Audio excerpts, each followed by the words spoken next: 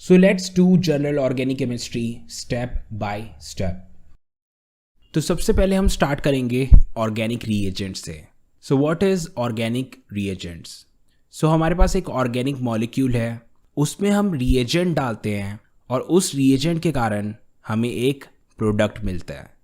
So this is reagent. इसको हम organic reagent भी कहते हैं और इसे हम अटैकिंग रीएजेंट भी कहते हैं. इसे हम अटैकिंग रीएजेंट इसलिए कहते हैं because it is attacking on organic molecule. So this is also called attacking reagent. अब ऑर्गेनिक रीएजेंट दो टाइप के होते हैं, एक होता है इलेक्ट्रोफाइल, एक होता है nucleophile. So let's see what is electrophile and what is nucleophile. So let's start with electrophile. तो सबसे पहले आता है इलेक्ट्रोफाइल. तो इलेक्ट्रोफाइल दो वर्ड से बना है, एक है इलेक्ट्रो और एक है फाइल. इलेक्ट्रो का मतलब होता है इलेक्ट्रॉन और फाइल का मतलब होता है lover.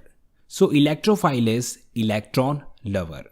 Now let's understand electrophile completely. Electrophile में इलेक्ट्रॉन की कमी होती है और इलेक्ट्रॉन की कमी होने के कारण इसे हम कहेंगे इलेक्ट्रॉन डेफिशिएंट. इलेक्ट्रॉन की डेफिशिएंसी होने के कारण ये वहाँ पे अटैक करता है जहाँ पे इसे इलेक्ट्रॉन मिले. तो इलेक्ट्रोफाइल को जहाँ कहीं भी इलेक्ट्रॉन दिख जाए ये वहाँ पे अटैक करेगा. So this is electrophile, this is electron lover. अब इलेक्ट्रोफाइल के दो एग्जाम्पल हैं Cl+, CH3+. ये दोनों इलेक्ट्रोफाइल हैं, इन दोनों में इलेक्ट्रॉन की कमी है. So this is electrophile. अब इलेक्ट्रोफाइल दो टाइप्स के होते हैं, एक होता है पॉजिटिवली चार्ज इलेक्ट्रोफाइल और एक होता है neutral electrophile. So let's do positively charge electrophile first. So first one is positively charged electrophile. So positively charge electrophile को पहचानने का तरीका ये है कि उस पर पॉजिटिव चार्ज होगा.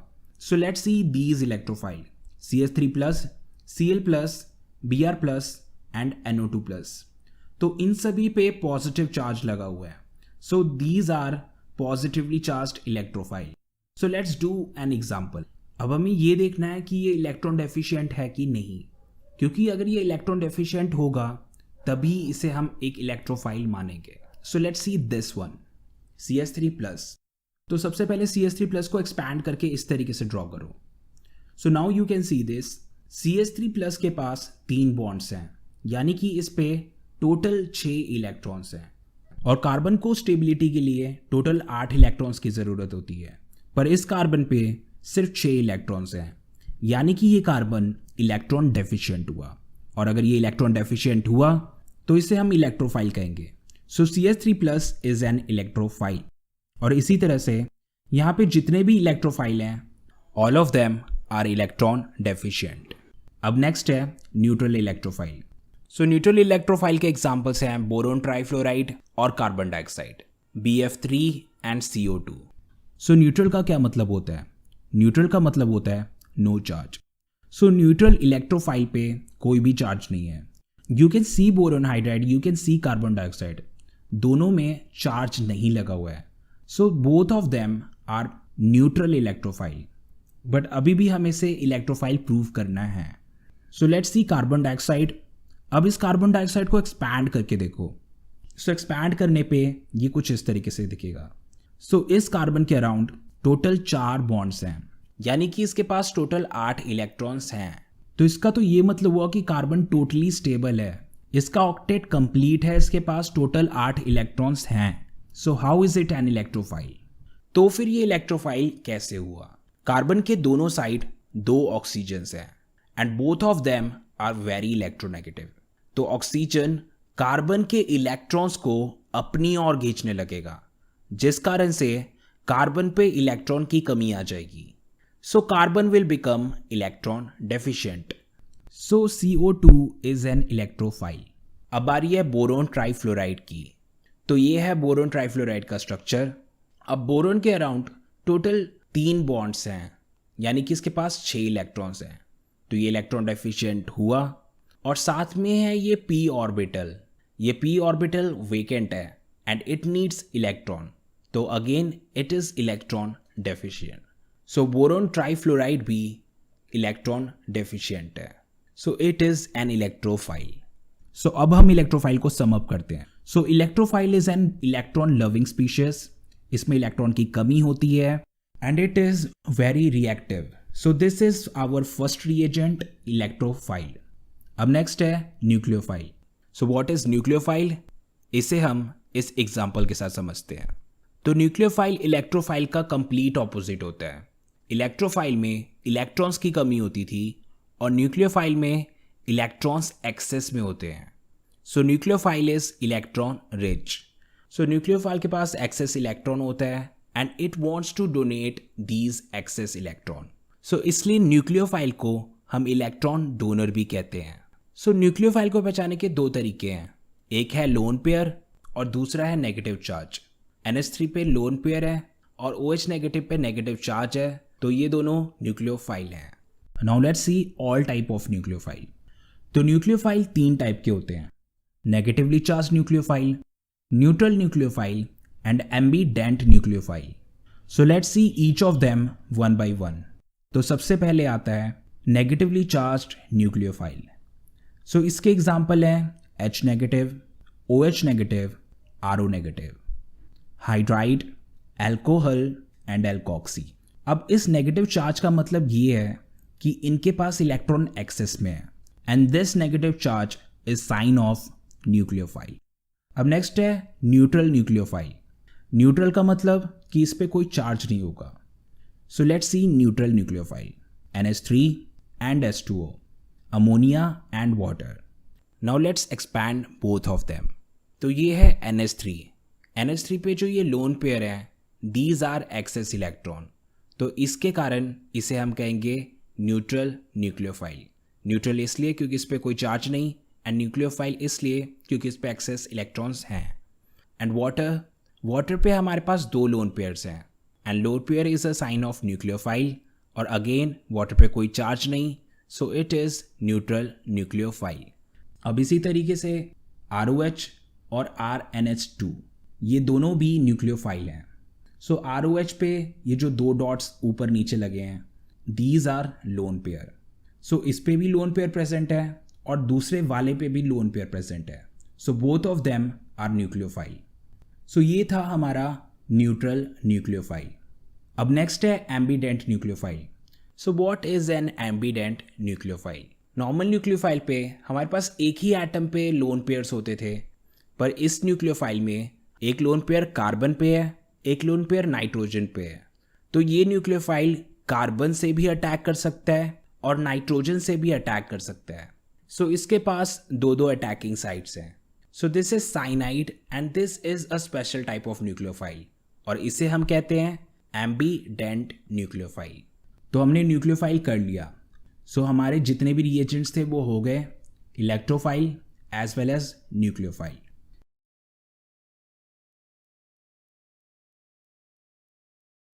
तो अब ये सारी चीज़ें हम क्यों कर रहे हैं? ऑर्गेनिक केमिस्ट्री के रिएक्शंस को समझने के लिए हमें इन कॉन्सेप्ट्स की ज़रूरत पड़ेगी. So that's why we are doing all these concepts. तो सबसे पहले हम देखते हैं एक नॉर्मल सा organic reaction. So this is our organic molecule और इस ऑर्गेनिक मॉलिक्यूल में हम रिएजेंट डालेंगे और उस रिएजेंट डालने के कारण हमें ये प्रोडक्ट मिलेगा. सो this is a normal organic chemistry reaction. So reaction के बीचों बीच काफ़ी सारी ऐसी चीज़ें हो रही हैं जो हम इस रिएक्शन में मेंशन नहीं कर रहे हैं. सो इस चीज़ के लिए होता है मैकेनिज्म. सो मैकेनिज्म में हम हर वो स्टेप देखते हैं जिससे ये ऑर्गेनिक मॉलिक्यूल से ये प्रोडक्ट बना. So I am giving you an example of organic reaction mechanism. So ये है हमारा ऑर्गेनिक मॉलिक्यूल, इस पे हमने रिएजेंट डाला and we get reaction intermediate. So this is something which is made in between of the reaction. ये reaction के बीचों बीच बना, but this is not our final product. हमें finally ये नहीं मिलने वाला. अब इस reaction intermediate में changes आएंगे जिसके कारण से हमें product मिलेगा. So this is now complete reaction. पहले organic molecule से बना reaction intermediate, फिर reaction intermediate से बना product. So this is the complete reaction. सो ये रिएक्शन इंटरमीडिएट है क्या? Reaction intermediate is something that is made in between of the reaction, जो रिएक्शन के बीचों बीच बने. और रिएक्शन इंटरमीडिएट की ये स्पेशलिटी होती है कि ये काफ़ी अनस्टेबल होता है. So let's see all type of reaction intermediates. तो सबसे पहला है कार्बोकेटायन, दूसरा है कार्बेन आयन, तीसरा है फ्री रेडिकल, फोर्थ है कार्बीन और फिफ्थ है नाइट्रीन. So let's learn about each reaction intermediate step by step. So the first one is carbocation. तो कार्बोकेटायन का क्या मतलब हुआ? तो कार्बोकेटायन में दो वर्ड्स हैं, एक है कार्बो, एक है कैटायन. कार्बो मीन्स कार्बन और कैटायन मीन्स पॉजिटिव चार्ज. सो कार्बोकेटायन में हमारे पास एक कार्बन होता है जिस पे पॉजिटिव चार्ज होता है. So let's look at this example. So this is CH3CH2Cl. अब हम इसे ब्रेक करेंगे. We know that Cl is more electronegative than carbon. तो क्लोरीन इस बॉन्ड के दोनों इलेक्ट्रॉन अपनी ओर ले जाएगा. तो इस कारण से क्लोरीन पे नेगेटिव चार्ज आ गया और कार्बन पे पॉजिटिव चार्ज आ गया. So finally we get this compound CH3CH2+. अब ये जो CH3CH2+ है ये है carbon with a positive charge. So this is carbocation. So इसी तरह से ये भी कार्बोकेटायन है, सभी पे कार्बन पे पॉजिटिव चार्ज है. So all of these are carbocation. अब चलते हैं हम दूसरे रिएक्शन इंटरमीडिएट पे and that is carbanion. तो कार्बेन आयन दो वर्ड से बना है, एक है कार्ब और एक एनायन. कार्ब मीन्स कार्बन और anion means negative charge. So carbanion is a species जिसमें कार्बन के साथ नेगेटिव चार्ज हो. So let's see this compound. So CH3CH2 negative, ये हुआ एक कार्बेन आयन. सो इसी तरीके से ये सारे भी कार्बेन आयन हुए बिकॉज इसमें कार्बन के साथ नेगेटिव चार्ज लगा हुआ है. So this is carbene ion. अब नेक्स्ट है फ्री रेडिकल. फ्री रेडिकल हम ऐसे स्पीशीज को कहते हैं जिसपे एक अनपेयर्ड इलेक्ट्रॉन हो. सो दिस इज एन एलिमेंट और इस पे सिर्फ एक इलेक्ट्रॉन लगा है. सो एक इलेक्ट्रॉन का मतलब ये हुआ कि ये वाला इलेक्ट्रॉन अनपेयर्ड है. So this is a free radical. Now let's look at this compound. So this is a chlorine. UV light के प्रेजेंस पे ये स्प्लिट होगा. अब ये कैसे स्प्लिट होगा? ये स्प्लिट होगा होमोलिटिकली. इसका मतलब ये बराबरी से स्प्लिट होगा. तो इस बॉन्ड का मतलब हुआ इसमें दो इलेक्ट्रॉन है और दो इलेक्ट्रॉन में से एक इलेक्ट्रॉन जाएगा इस क्लोरीन पे और दूसरा इलेक्ट्रॉन जाएगा इस क्लोरीन पे. So finally we get this, we get 2 chlorine free radical. So दोनों क्लोरीन पे एक एक इलेक्ट्रॉन है. So this is a free radical. इसी तरीके से ये सारे कंपाउंड्स भी फ्री रेडिकल होंगे. सो दिस इज फ्री रेडिकल. अब चलते हैं हम फोर्थ रिएक्शन इंटरमीडिएट पे and this is carbene. So carbene में हमारे पास एक कार्बन होता है और उस पर दो इलेक्ट्रॉन्स होते हैं. So this is a carbon with a lone pair. तो इस टाइप के स्पीशीज को हम कहते हैं कार्बीन. नाउ लेट्स सी कि ये कैसे बनता है. So we have a compound CH2N2. अब जब ये स्प्लिट होगा तो इसमें से नाइट्रोजन रिलीज हो जाएगा. So we will get CH2 and N2. So ये वाला कंपाउंड है carbene. So we get a carbene from this compound. अब चलते हैं हम नेक्स्ट कंपाउंड की ओर and this is nitrene. So let's look at these two example. So nitrene में हमारे पास दो लोन पेयर होते हैं और एक बॉन्डेड पेयर होता है. Now let's look at this one. तो इसमें एक पार्ट CH3 के साथ बॉन्डेड है और बाकी बचा दो lone pair. So this is also a nitrene. So these are reaction intermediates और ये रिएक्शन के बीचों बीच बनते हैं and they are very unstable and reactive. तो जब हम रिएक्शन करेंगे then you will observe that. तो अभी तक हमने रिएजेंट्स कर लिए हैं और हमने रिएक्शन इंटरमीडिएट्स भी कर लिए हैं. अब बारी है इस ऑर्गेनिक मॉलिक्यूल को ऑब्जर्व करने की. So this is the time to understand electronic effects. उससे हमें पता लगेगा कि रिएजेंट कहाँ पे अटैक करेगा, क्यों अटैक करेगा. So let's do electronic effect and understand it step by step. So this is a compound. Electronic effect के बाद मुझे ये पता चला कि यहाँ पे इलेक्ट्रॉन डेंसिटी हाई होगी और यहाँ पे इलेक्ट्रॉन डेंसिटी लो होगी. तो जहाँ पे इलेक्ट्रॉन डेंसिटी हाई होगी वहाँ पे मैं डालूंगा नेगेटिव चार्ज और जहाँ पे इलेक्ट्रॉन डेंसिटी लो होगी वहाँ पे मैं डालूंगा पॉजिटिव चार्ज. अब हमारे पास दो रिएजेंट है, एक है इलेक्ट्रोफाइल और एक है न्यूक्लियोफाइल. तो हमें ये पता है कि positive and negative attract each other. तो इस कारण से ये इलेक्ट्रोफाइल उस पार्ट पे जाएगा जिस पे नेगेटिव चार्ज है और न्यूक्लियोफाइल उस पार्ट पे जाएगा जिस पे पॉजिटिव चार्ज है. So this is the benefit of electronic effect. तो हमारे पास बेसिकली ये 4 इलेक्ट्रॉनिक इफेक्ट्स होते हैं. First one is inductive effect, second is resonance, third is hyperconjugation and fourth is electromeric effect. So let's do all of them one by one. तो सबसे पहला electronic effect है inductive effect. So let's see an example and understand it. So this is CS3 CS2 CS2Cl.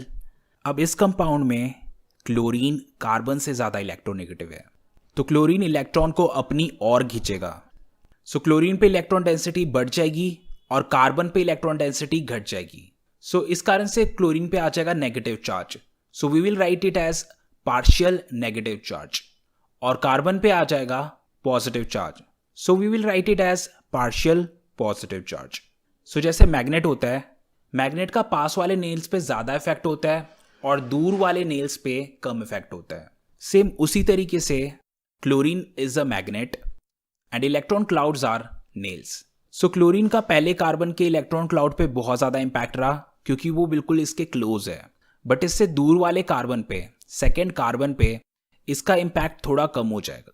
तो chlorine second carbon के electron clouds को खींचेगा, पर उस इंटेंसिटी के साथ नहीं जितना इसने फर्स्ट कार्बन के इलेक्ट्रॉन क्लाउड को खींचा था.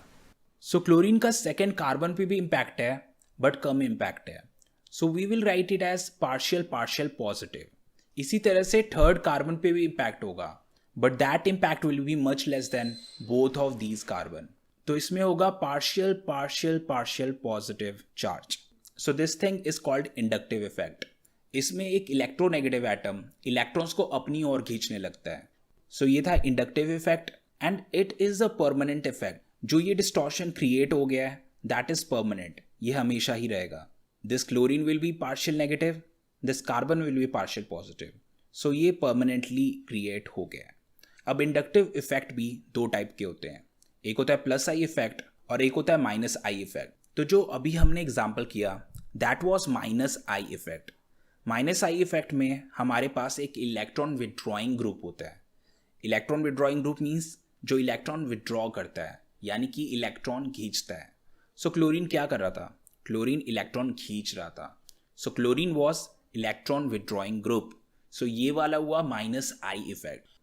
और इसी तरह से साइनाइड, नाइट्रो और ब्रोमाइड, ये सब भी इलेक्ट्रॉन विड्रॉइंग ग्रुप है. ये भी इलेक्ट्रॉन को अपनी ओर खींचते हैं. सो all of them shows minus I effect. अब नेक्स्ट है plus I effect. Plus I effect minus I effect का कंप्लीट ऑपोजिट होता है. माइनस आई इफेक्ट में हमारे पास एक इलेक्ट्रॉन विड्रॉइंग ग्रुप होता था जो इलेक्ट्रॉन स्नैच करता था, और प्लस आई इफेक्ट में हमारे पास एक इलेक्ट्रॉन डोनेटिंग ग्रुप होता है जो इलेक्ट्रॉन डोनेट करते हैं. So in short we write it as EDG, यानी कि electron donating group. So let's see an example and understand it. So this is our amine group. अब इस अमीन पे हमारे पास 3 मिथाइल लगे हुए हैं और ये तीनों मिथाइल इलेक्ट्रॉन डोनेटिंग ग्रुप है. ये इलेक्ट्रॉन डोनेट कर रहे हैं. Methyl are pushing their electron towards nitrogen. तो नाइट्रोजन पे इलेक्ट्रॉन डेंसिटी बढ़ जाएगी. सो यहाँ पे लग रहा है प्लस आई इफेक्ट. अब मिथाइल के अलावा इथाइल, प्रोपाइल, ये सब भी प्लस आई इफेक्ट शो करते हैं. All of them are electron donating group. अब ये इंडक्टिव इफेक्ट हमें कहाँ पे काम आने वाला है? So let's see it. So we have these 2 carbocation. अब इन दोनों कार्बोकेटायन में से हमें ये बताना है कि कौन सा कार्बोकेटायन सबसे ज़्यादा स्टेबल है. So let's see it. तो कार्बोकेटायन अनस्टेबल क्यों है? कार्बोकेटायन इलेक्ट्रॉन डेफिशिएंसी के कारण अनस्टेबल है. Look at this. Here we have positive charge on it. यहाँ पे इलेक्ट्रॉन डेफिशिएंसी है और स्टेबिलिटी के लिए इसे इलेक्ट्रॉन्स की ज़रूरत है. तो इसे ये इलेक्ट्रॉन्स कहाँ से मिलेंगे? So we have CS3 around it, we have methyl around it. Methyl क्या करता है? मिथाइल अपने इलेक्ट्रॉन पुश करता है. सो इसके पास जो इलेक्ट्रॉन होंगे ये पुश करेगा. तो मिथाइल इलेक्ट्रॉन डोनेटिंग ग्रुप है, ये इलेक्ट्रॉन डोनेट कर रहा है. और जब ये इलेक्ट्रॉन डोनेट करेगा तो इस कार्बोकेटायन की इलेक्ट्रॉन डेफिशिएंसी खत्म हो जाएगी. सो ये वाला कार्बोकेटायन बहुत स्टेबल हो जाएगा क्योंकि इसके पास 3 मिथाइल्स हैं. बट दूसरे वाले केस को देखते हैं. दूसरे वाले केस में हमारे पास सिर्फ 2 मिथाइल हैं और ये मिथाइल स्टेबिलिटी में हेल्प करेंगे. It will not make it as stable as the first one. First one वाले में 3 मिथाइल थे बट इस वाले में सिर्फ 2 मिथाइल हैं, so it will be comparatively less stable than the first one. तो ये था stability of carbocation. Next is stability of carbanion. So we have these two compounds, ये दोनों के दोनों कार्बेनायन हैं, दोनों पे नेगेटिव चार्ज है। नेगेटिव चार्ज का ये मतलब हुआ कि इस कार्बन पे इलेक्ट्रॉन डेंसिटी हाई है, और इलेक्ट्रॉन डेंसिटी हाई होने के कारण ये अनस्टेबल है। Now look at these methyl groups, यहाँ पे 3 मिथाइल ग्रुप है, और मिथाइल ग्रुप क्या होते हैं? Electron donating group. तो ये अपने इलेक्ट्रॉन इस कार्बन की ओर पुश कर रहे हैं, तो उससे क्या होगा? इस कार्बन पे इलेक्ट्रॉन डेंसिटी पहले ही हाई थी, अब और भी ज़्यादा हाई हो जाएगी। तो इससे क्या हुआ? This carbanion became highly unstable. Now look at the second one. So यहाँ पे हमारे पास 2 मिथाइल है which is less than the previous one. So ये 2 मिथाइल अपने इलेक्ट्रॉन पुश कर रहे हैं, they are electron donating group, हमें पता है, but it will not affect this carbanion as much as the first one, क्योंकि वहाँ पे 3 मिथाइल थे और यहाँ पे सिर्फ 2 मिथाइल हैं। So the first one was highly unstable and the second one is comparatively less stable. तो इसका ये मतलब हुआ that second one is more stable than the first one. तो इंडक्टिव इफेक्ट यहाँ पे काम आता है। So let's see next application of inductive effect. So next is stability of acid. So we have 2 acids here. अब इन दोनों में कार्बोक्सिलिक एसिड लगा हुआ है। So what actually makes them acid? This part. अगर ये H पॉजिटिव को यानी कि प्रोटॉन को इजीली लूज कर देता है then it is a good acid. So इन दोनों में से जो कोई भी H पॉजिटिव को इजीली लूज कर दे that will be the best acid. अब हमें ये पता लगाना है कि इन दोनों में सबसे ज़्यादा एसिडिक कौन है। तो सबसे पहले दोनों को एक्सपैंड करो। So let's look at the first one. So we have chlorine around this carbon, और क्लोरीन का क्या काम होता है? It is electron withdrawing group, ये इलेक्ट्रॉन्स अपनी ओर स्नैच करता है। So we have 3 chlorines here, यानी कि हमारे पास 3 इलेक्ट्रॉन विदड्रॉइंग ग्रुप है। So they will snatch electron towards them. So इसके रिटर्न में क्या होगा? This carbon will snatch electron from this carbon and this carbon will snatch electron from this oxygen. अब ये ऑक्सीजन क्या करेगा? This oxygen will snatch electrons from this hydrogen, और इस कारण से ये दोनों इलेक्ट्रॉन चले जाएंगे ऑक्सीजन की ओर, और हाइड्रोजन के पास इलेक्ट्रॉन बचेगा नहीं, and this H will leave as H positive. So 3 chlorine के कारण इसमें इतनी इलेक्ट्रॉन डेफिशिएंसी क्रिएट होगी कि H पॉजिटिव इस कंपाउंड को छोड़ देगा। सो this compound is very acidic. अब हम चलते हैं नेक्स्ट कंपाउंड पे। सो इस कंपाउंड में हमारे पास 2 क्लोरीन, तो ये 2 क्लोरीन भी इलेक्ट्रॉन डेफिशिएंसी क्रिएट करेंगे but not more than the previous one. So yes, H positive will leave this compound but it will not be as acidic as the previous one. पहले वाले में 3 electron withdrawing group थे और दूसरे वाले में 2 electron withdrawing group. So the first one is more acidic and second one is comparatively less acidic. तो ये था एसिडिक स्ट्रेंथ। अब नेक्स्ट है basic strength. So let's do it. Now let's look at these 2 compound. Now we have these amine groups. अब इन दोनों पे lone pair लगा हुआ है। अब लोन पेयर के कारण ये होंगे लुईस बेस। जो अपना लोन पेयर इजीली डोनेट कर दे that is a good base. So let's see which one is a good base. तो सबसे पहले वाले में हमारे पास 3 मिथाइल ग्रुप्स हैं, और तीनों मिथाइल क्या हैं? Electron donating group. So they will push their electron towards nitrogen. So nitrogen पे इलेक्ट्रॉन डेंसिटी बढ़ जाएगी। अब इस नाइट्रोजन पे जो लोन पेयर है that is very likely to donate that lone pair. So that's what make it a very very strong base. अब next देखते हैं। नेक्स्ट वाले में सिर्फ 2 मिथाइल ग्रुप्स हैं, सो इसमें इलेक्ट्रॉन डेंसिटी बढ़ेगी but not as much as the first one. तो ये वाला भी लोन पेयर्स डोनेट करेगा but not as strongly as the first one. So अगर बेसिसिटी की बात करें, first one is more basic than the second one. तो ये था strength of base. So this was our first electronic effect, inductive effect. अब चलते हैं हमारे नेक्स्ट इलेक्ट्रॉनिक इफेक्ट पे एंड दैट इज रेजोनेंस। अब नेक्स्ट इलेक्ट्रॉनिक इफेक्ट है रेजोनेंस। सो रेजोनेंस एक ऐसा इलेक्ट्रॉनिक इफेक्ट है जिससे कंपाउंड काफ़ी स्टेबल हो जाता है। सो दिस इज बेंजीन, और इस पे होता है रेजोनेंस। सो बेंजीन में ये डबल बॉन्ड्स ऑल्टरनेटली प्लेस्ड हैं, यानी कि डबल बॉन्ड्स एक गैप के बाद है। So this is a sign of resonance. तो इसमें रेजोनेंस होगा। अब देखते क्या होगा। अब रेजोनेंस के कारण ये डबल बॉन्ड शिफ्ट होंगे, तो तो ये वाला बॉन्ड गया इधर, ये वाला इधर एंड ये वाला इधर, तो ये सारे डबल बॉन्ड्स डिस्प्लेस हो गए। Finally this is what we get. अब ये वाले डबल बॉन्ड शिफ्ट होंगे, all of these double bond will shift. So double bond shift होने के बाद we will get this structure once again. तो यही चेंज चलता रहेगा, this structure will convert into this structure and this structure will convert into this structure. So this is resonance. Resonance is a sign of stability. ये जिस भी compound में होता है वो काफ़ी स्टेबल हो जाता है। अब रेजोनेंस के लिए एक चीज़ बहुत ज़रूरी होती है एंड दैट इज़ कंजुगेशन। अगर कंजुगेशन होगा सिर्फ और सिर्फ तभी रेजोनेंस होगा। So let's look at all type of conjugation. So these are all type of conjugation. तो पहला है डबल बॉन्ड, फिर सिंगल बॉन्ड, फिर डबल बॉन्ड। तो ये डबल बॉन्ड्स ऑल्टरनेटली प्लेस्ड हैं। So this is a sign of conjugation. और अगर कंजुगेशन होगा तो रेजोनेंस होगा। जैसा कि हमने पिछले एग्जाम्पल में भी देखा था, उसमें इस टाइप का कंजुगेशन था। अब डबल बॉन्ड को हम कहते हैं pi bond. So this is also called pi pi conjugation. अब नेक्स्ट है पी पाई कंजुगेशन। तो इसमें आप नोटिस कर सकते हो हमारे पास एक डबल बॉन्ड है और एक बॉन्ड के बाद हमारे पास लोन पेयर है। तो अगर हमें ऐसा स्ट्रक्चर मिले तो रेजोनेंस होगा। तो इस डबल बॉन्ड को कहेंगे pi bond and this lone pair is a sign of p orbital. So this is p pi conjugation. अब नेक्स्ट है ये वाला कंजुगेशन। अब यहाँ पे एक डबल बॉन्ड है और एक बॉन्ड के बाद हमारे पास पॉजिटिव चार्ज है। सो अगर ये होगा तो रेजोनेंस होगा।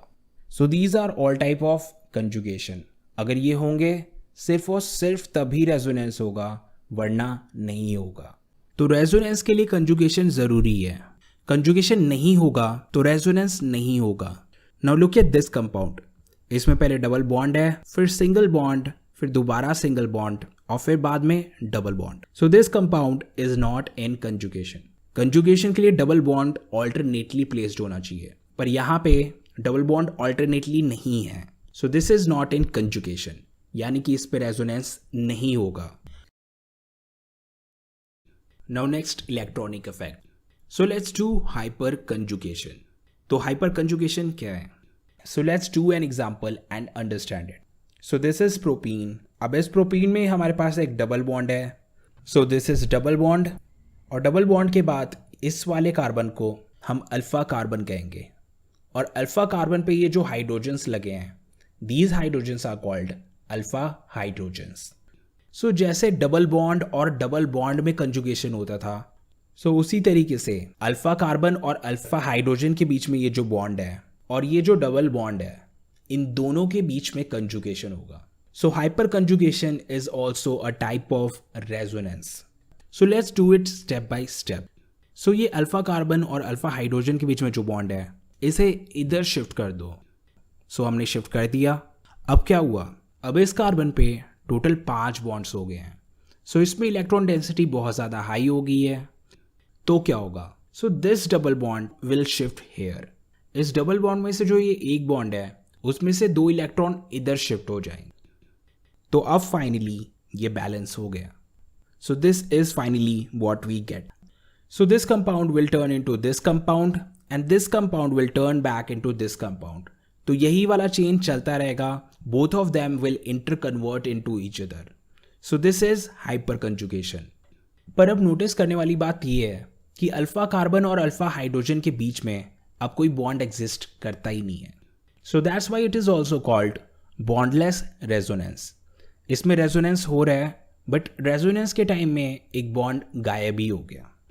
And it is also called sigma pi conjugation, क्योंकि ये वाला बॉन्ड सिग्मा बॉन्ड है और ये वाला बॉन्ड पाई बॉन्ड है। So this is sigma pi conjugation. Question ये आता है कि बॉन्ड ना होते हुए भी ये दोनों कैसे कनेक्टेड है? भले ही इन दोनों के बीच में से इलेक्ट्रॉन निकल गया हो, बट फिर भी इन दोनों के बीच में ओवरलैपिंग अभी भी एग्जिस्ट करती है। So that's why both of them are connected. इसमें से सिर्फ इलेक्ट्रॉन डीलोकलाइज हो गया है, बट ओवरलैपिंग अभी भी एग्जिस्ट करती है। जिस कंपाउंड में हाइपर कंजुगेशन होता है वो कंपाउंड काफ़ी स्टेबल हो जाता है। So hyperconjugation is a sign of stability. Now let's do some application of hyperconjugation and understand it. So let's do stability of alkene. So we have these alkenes. So ये सारे alkenes हैं. So we have double bond in each of them. Now encircle alpha carbon in all of them. So these are all alpha carbons. अब alpha carbon पे जो hydrogen लगे हैं they R alpha hydrogen. तो जितने ज़्यादा alpha hydrogen होंगे उतने बारी हाइपर कंजुगेशन होगा, और जितने बारी हाइपर कंजुगेशन होगा उतनी ज़्यादा स्टेबिलिटी होगी. So we have this compound. इसमें है 3 alpha hydrogen. Now let's move to the next one. इसमें हमारे पास 3 अल्फा हाइड्रोजन इधर और 3 अल्फा हाइड्रोजन है इधर. तो इसमें है टोटल 6 अल्फा हाइड्रोजन. अब इस कंपाउंड की बारी. We have 3 alpha hydrogen here and 3 alpha hydrogen here and 3 alpha hydrogen here. So यहाँ पे हमारे पास total 9 alpha hydrogens. Now last one. इस वाले में हमारे पास 6 अल्फा हाइड्रोजन इधर है और 6 अल्फा हाइड्रोजन इधर है. So we have total 12 alpha hydrogen in it. तो जितने ज़्यादा अल्फा हाइड्रोजन होंगे उतनी ज़्यादा स्टेबिलिटी होगी. So let's number each of them. First, second, third and fourth. तो stability wise fourth is the most stablest, then third one, then second one, and then first one. So this is the concept of hyperconjugation. तो अब तक हमने 3 electronic effect कर लिए हैं and this is our third electronic effect. अब next electronic effect, it's electromeric effect. अब next electronic effect है electromeric effect. So let's see this compound and understand it.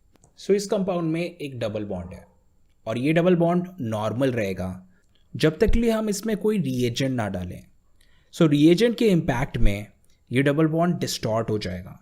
So let's say कि ए और B में से बी ज़्यादा electronegative है. तो रिएजेंट डालने के कारण this bonds electron will shift towards B. तो बी पे आ गया पार्शियल नेगेटिव चार्ज और ए पे आ गया पार्शियल पॉजिटिव चार्ज. अब जैसे ही हम इसमें से रिएजेंट हटाएंगे this compound will turn back to this compound. So जब तक लिए हम reagent डालेंगे तब तक के लिए distortion होगा और reagent हटाते ही ये distortion खत्म हो जाएगा. So this is electromeric effect and this effect is temporary. ये permanently नहीं होता. It happens till we have a reagent in this compound. अब electromeric effect भी 2 टाइप के होते हैं. एक होता है प्लस E effect और एक होता है minus E effect. So let's see what's the difference. So plus E effect में reagent इलेक्ट्रोफाइल होता है और माइनस E effect में reagent न्यूक्लियोफाइल होता है. So let's see plus E electromeric effect first. So this is our alkene और इस पे H positive अटैक करेगा. So H positive है हमारा इलेक्ट्रोफाइल.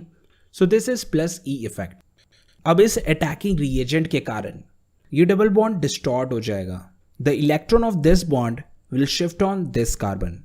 तो इससे क्या होगा, इस कार्बन पे आ जाएगा पॉजिटिव चार्ज और इस कार्बन पे आ जाएगा नेगेटिव चार्ज. अब हमें ये पता है कि positive and negative attract each other. So H positive इस नेगेटिव कार्बन के साथ अट्रैक्ट होगा. So ultimately we will get this compound. अब नेक्स्ट है माइनस E इलेक्ट्रोमेरिक इफेक्ट. अब माइनस E इफेक्ट में हम न्यूक्लियोफाइल यूज करते हैं. So let's use it here.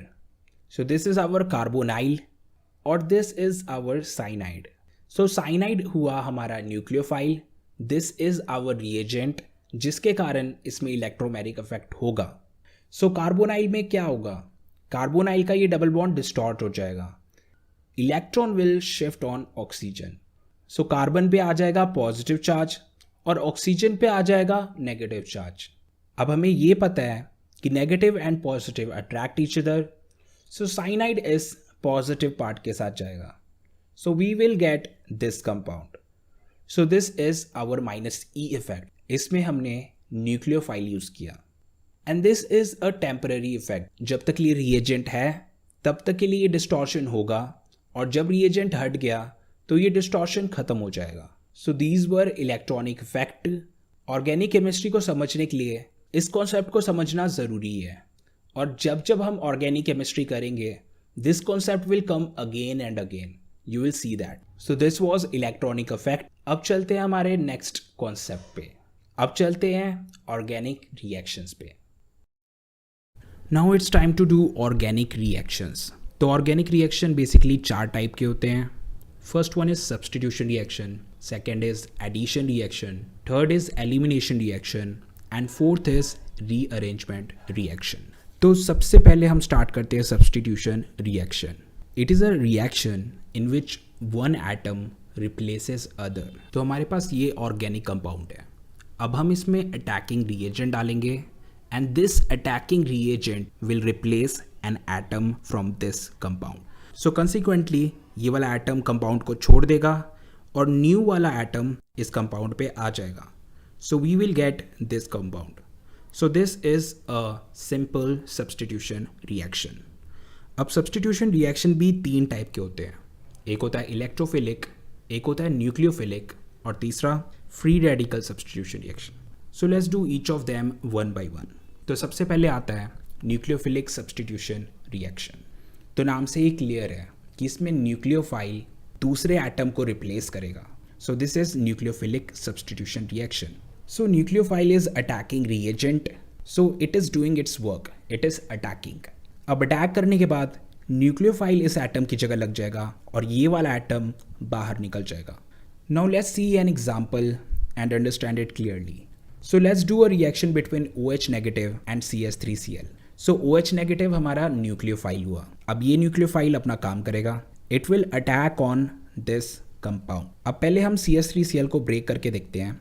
So break करने पे we will get CS3 positive and Cl negative. ऐसा इसलिए क्योंकि क्लोरीन ज़्यादा इलेक्ट्रोनेगेटिव होता है और कार्बन कम इलेक्ट्रोनेगेटिव. सो कार्बन पे आएगा पॉजिटिव चार्ज और क्लोरीन पे आएगा नेगेटिव चार्ज. अब हमारा OH नेगेटिव नेगेटिव है तो ये नेगेटिव पार्ट पॉजिटिव पार्ट के साथ जाएगा. Negative part attracts positive part. So इसलिए CS3 पॉजिटिव और OH नेगेटिव एक दूसरे के साथ जुड़ जाएंगे एंड कंसिक्वेंटली Cl नेगेटिव इस कंपाउंड को छोड़ देगा. So we will get CS3OH and Cl negative. So CS3OH को हम कहते हैं methanol. So this is nucleophilic substitution reaction. अब नेक्स्ट है इलेक्ट्रोफिलिक सब्सटीट्यूशन रिएक्शन. सो ये भी एक सब्सटीट्यूशन रिएक्शन है just like the previous one, पर इस बार इसमें न्यूक्लियोफाइल की जगह एक इलेक्ट्रोफाइल अटैक करेगा. So let's see an example and understand it. So this is our benzene and we have this Cl positive and electrophile. अब ये इलेक्ट्रोफाइल बेंजीन पे अटैक करेगा. So this Cl positive will attack on hydrogen and it will remove it. So hydrogen will leave as H positive. तो क्या हुआ? We get this compound benzene with chlorine and H positive is out. So this is chlorobenzene. So this is electrophilic substitution reaction. So nucleophile को replace करता है और electrophile को replace करता है.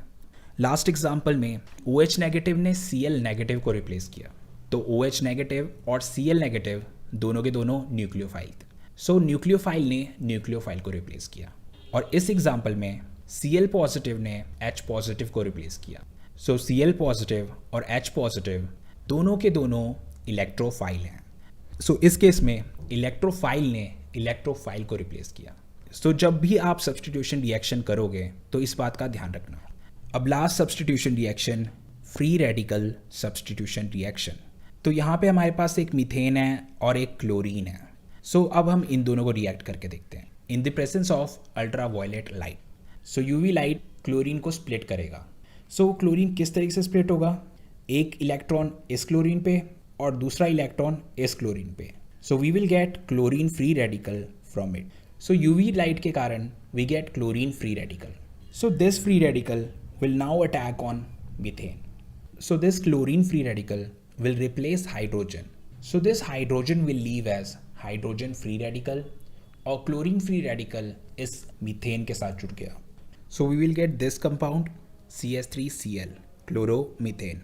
पर अभी भी हमारे पास एक क्लोरीन फ्री रेडिकल बचा है. क्लोरीन में से एक क्लोरीन फ्री रेडिकल तो कंपाउंड पे लग गया बट बचा एक chlorine free radical. That will connect with hydrogen free radical and they will form HCl. So this was complete free radical substitution reaction. So substitution reaction is done.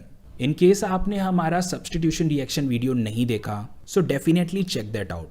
उस video में हमने इस topic को काफ़ी depth में cover किया है। अब नेक्स्ट है एडिशन रिएक्शन। तो एडिशन रिएक्शन में हमारे पास एक डबल बॉन्ड होता है और एक रिएक्टेंट होता है, और ये रिएक्टेंट इस डबल बॉन्ड में ऐड हो जाता है।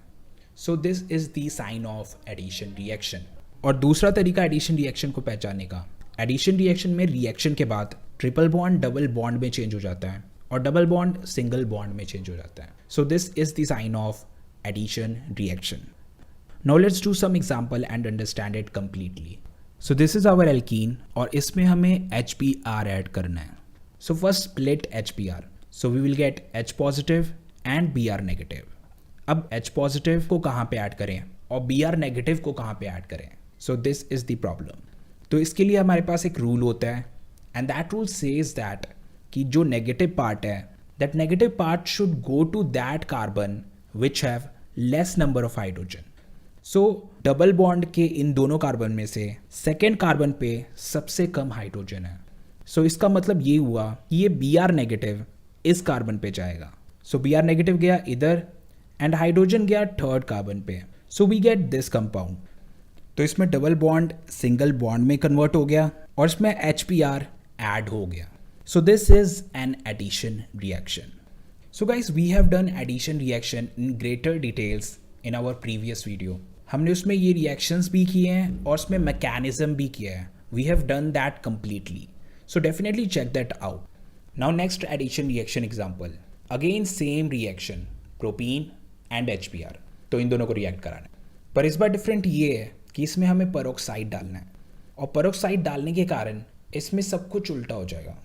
लास्ट टाइम Br नेगेटिव उस कार्बन पे गया था जिस पे हाइड्रोजन कम है, इस बार Br नेगेटिव उस कार्बन पे जाएगा जिस पे हाइड्रोजन ज़्यादा है। So Br negative will add here and H positive will add here. So finally we will get this compound. So this is completely opposite of what happened last time. So it is because of peroxide. So this is also an addition reaction. Now next example. Now look at this part. This is carbonyl. अब आप ये notice करोगे कि अभी तक हमने जो भी एडिशन रिएक्शन किए थे वो एल्कीन पे किए थे, पर इस बार हम कार्बोनाइल पे एडिशन रिएक्शन करने वाले हैं। तो कार्बोनाइल पे भी एक डबल बॉन्ड है, सो इस पे भी एडिशन रिएक्शन हो सकता है। So let's do addition reaction on carbonyl group. So this is carbonyl और इस पे हमें HCN ऐड करना है। So split HCN and we will get H positive and Cn negative. Now look at this CO part. Oxygen is electronegative than carbon. तो क्या होगा, इस बॉन्ड के दोनों इलेक्ट्रॉन ऑक्सीजन की ओर चले जाएंगे एंड कार्बन इलेक्ट्रॉन डेफिशिएंट हो जाएगा। सो इस कारण क्या हुआ, so carbon became positive and oxygen became negative. अब नेगेटिव के साथ पॉजिटिव अट्रैक्ट होता है, so cyanide will go towards C positive and H positive will go toward O negative. So we get this compound. तो इसमें भी addition reaction हुआ। तो एडिशन रिएक्शन होता है डबल ट्रिपल बॉन्ड पे, जैसे कि एल्कीन एल्काइन और carbonyl group. So addition reaction को हमने काफ़ी डिटेल में एक सेपरेट वीडियो में कवर किया है, so definitely check that out. अब नेक्स्ट है elimination reaction. Elimination reaction is kind of opposite of addition reaction. Addition reaction में हम ऐड करते थे और एलिमिनेशन रिएक्शन में हम एलिमिनेट करते हैं। सो एडिशन रिएक्शन में डबल बॉन्ड सिंगल बॉन्ड में कन्वर्ट होता था, एलिमिनेशन रिएक्शन में सिंगल बॉन्ड डबल बॉन्ड में कन्वर्ट होता है। So this is our compound bromobutane. अब इसमें हमें एलिमिनेशन रिएक्शन करना है। सो एलिमिनेशन रिएक्शन करने के लिए हमें इसमें एक रिएजेंट डालना पड़ेगा and that reagent is KOH alcoholic. KOH alcoholic के कारण इसमें एलिमिनेशन होगा। कॉन्सिक्वेंटली ये H और Br एलिमिनेट हो जाएंगे। सो KOH डालने के कारण ये H और Br एलिमिनेट हो जाएंगे और इन दोनों के बीच में एक और बॉन्ड ऐड हो जाएगा। So we will get this compound butene. Now let's look at one more example. So this is an alcohol compound propanol और इसमें हमें एलिमिनेशन रिएक्शन करना है। सो एलिमिनेशन रिएक्शन करने के लिए हमारे को इसमें एक रिएजेंट डालना पड़ेगा and that reagent is H2SO4। So H2SO4 डालने के कारण ये H और OH कंपाउंड से निकल जाएगा। So consequently there will be one more bond here, so we will get this compound और साथ में बनेगा H2O। सो H2SO4 डालने के कारण इसमें से H और OH पार्ट निकले थे और ये दोनों मिलके बनाते हैं H2O। सो H2SO4 को हम डिहाइड्रेटिंग एजेंट भी कहते हैं, यानी कि ये वाटर को रिमूव कर। सो H2SO4 के कारण इसमें से वाटर एलिमिनेट हुआ। So this is also called dehydration elimination reaction. So these two example are enough for this video. पर अगर आपको एलिमिनेशन रिएक्शन डेप्थ में करना है then you can check out our elimination reaction video. उसमें हमने elimination reaction detail में cover किया है। तो अब तक हमने सब्स्टिट्यूशन रिएक्शन कर लिया, एडिशन रिएक्शन कर लिया, एलिमिनेशन रिएक्शन कर लिया। Now let's look at another reaction, rearrangement reaction. तो रीअरेंजमेंट का आपको मतलब पता होगा। सो रीअरेंजमेंट का मतलब होता है रीअरेंज करना, यानी कि दोबारा अरेंज करना। सो let's look at this example. So this is a primary carbocation और इसमें रीअरेंजमेंट रिएक्शन होगा। So this is a methyl. अगर इस मिथाइल को हम रीअरेंज करें सो ये मिथाइल चले जाएगा इधर। So we will get this.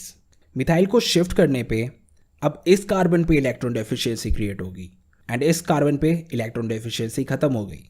So now we get positive charge here. So इस रिएक्शन में हुआ रीअरेंजमेंट रिएक्शन। तो पहले तो ये प्राइमरी कार्बोकेटायन था पर अब ये बन गया है टर्शरी कार्बोकेटायन। अब क्योंकि कार्बोकेटायन स्टेबल होना चाहता है so it will spontaneously change into tertiary carbocation. So इस रिएक्शन में हमें कोई रिएजेंट डालने की ज़रूरत नहीं है। Methyl shift will happen automatically so that this primary carbocation changes into tertiary carbocation. So इसमें जो रीअरेंजमेंट रिएक्शन हुआ है दैट हैपेंड स्पॉन्टेनियसली। अब next rearrangement reaction. So this is butane और इसमें हमें रीअरेंजमेंट रिएक्शन करना है। So this is not a carbocation, this is a normal organic compound. तो इसमें रीअरेंजमेंट रिएक्शन अपने आप नहीं होगा। We need to put some reagent so that इसमें रीअरेंजमेंट रिएक्शन हो। तो इसमें हमने डाला AlCl3। सो AlCl3 डालने के कारण इसमें मिथाइल शिफ्ट होगा। अब ये वाला मिथाइल सेकेंड कार्बन पे शिफ्ट हो जाएगा। So we will get this compound. तो इसमें रीअरेंजमेंट रिएक्शन हो गया and we get 2 methyl propane. अब इस रिएक्शन को हम आइसोमराइजेशन रिएक्शन भी कहते हैं। अब ऐसा क्यों? Because these two are isomers. Both of them have same molecular formula but different structure. So their formula is C4H10। इसका भी C4H10 एंड इसका भी C4H10। सो इसको हम आइसोमराइजेशन रिएक्शन भी कहते हैं। So rearrangement reaction is done. So we have done all of the organic reactions completely. So जितने भी ऑर्गेनिक केमिस्ट्री में आपको रिएक्शंस मिलेंगे वो इन्हीं चारों में से कोई एक होंगे। सो अब आप ऑर्गेनिक केमिस्ट्री के जितने भी रिएक्शंस करोगे उसमें आप इस बात को नोटिस करना। बाय द वे, अगर आपको आइसोमेरिज्म डिटेल में करना है then you can watch our this video. We have done isomerism completely in that video. So this is everything A to Z you need to know about organic chemistry. Guys, organic chemistry starts from this video. If you make these concepts strong, you will definitely